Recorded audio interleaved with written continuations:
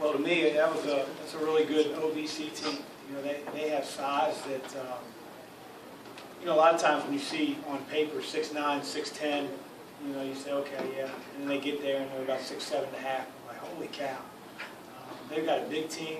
They've got a very quick team, hard to guard team. A team that we had a lot of respect for coming in. They rebound the heck out of the ball. And, you know, I thought the game obviously got a little bit choppy when we had four fouls in one possession in the second half, and sort of forced our hand to play a little zone, and we still fouled.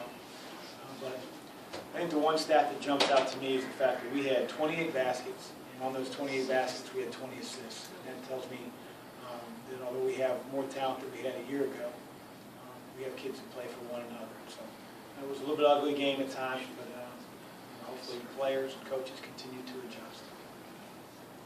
Despite the choppiness, you guys did a really good job on the guards. Angela Warner didn't even have a field goal. Can you talk about the defense and what you did to keep him in check?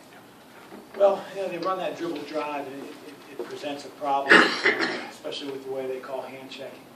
You know, they are a driving team first. Even though Warner is a guy that can really fill it up from the three, it's predicated on deep penetration, the ball getting into the lane and getting sprayed out. I thought, you know, Samaje did a really good job on him when he was on him, and didn't really give him any looks. And we knew going in he was the known. So, you know, sometimes you have nights like that on the defensive end where their best player doesn't play quite as well as they would like. I thought our defense, besides the fouling, was decent. You had kind of expected a game like this with the new rules, 56 fouls in 40 minutes. Was it encouraging, though, that you guys didn't seem to get frustrated or let the choppy pace? I got frustrated. But you know, I think there were individuals on our team, Joe, that were frustrated just because they wanted to play. No one wants to come to the bench, you know, play in 30-second spurts. But again, that's the adjustment period that our players are going to have to go, are going to have to make. But I thought for the most part, our guys kept a cool head. I thought we didn't let it rattle us too much. And fortunately, Morehead State didn't make a lot of free throws there in the second half. Otherwise, it could have got a little bit scarier than it got. Chris, was it nice to get Jalen some extended minutes out there on the court and let him play through some of those mistakes? And also, where is he at in terms of his development since 2 weeks ago? The great thing about Jalen is when he finally broke out and played like we know he's capable of. You know, I said to Joe and Byron that I was frustrated for Jalen. I want to clarify that. I didn't say I was frustrated with him. I was frustrated for him because everybody on the team knows how much potential he has and how good of a player he's going to be, and at times can be now, but he hasn't been able to show that because he's been in foul trouble. The ball hasn't found him. He's dropped a few passes.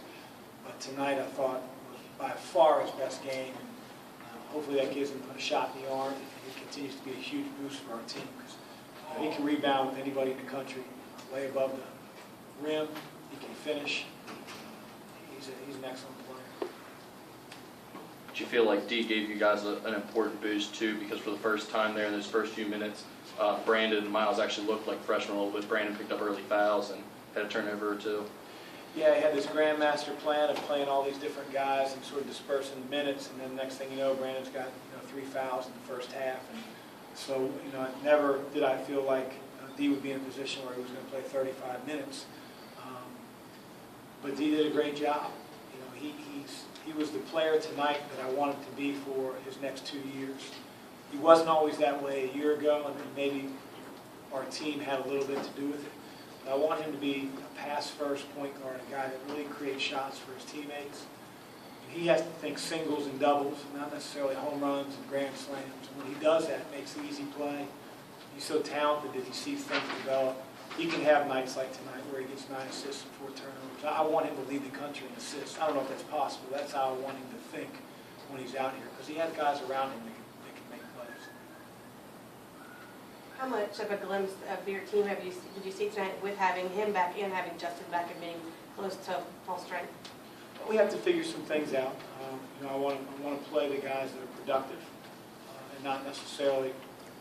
I think when the coach says production, you automatically go to the stat sheet, but he just produces energy. knows their assignment on both ends of the floor, plays for the team. And so it's hard to read kids, night in, night out, like what's inside their mind. When I told those guys, if I sort of see them daydreaming, then it's going to be next man up.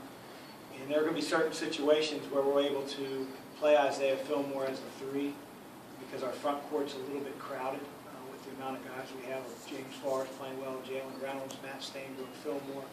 If we can move Isaiah a little bit to the 3, that'll help make us a deeper team and allow me to get those guys on the floor. The problem tonight was Morehead State plays 3 guards, and we wouldn't have been able to match up defensively the way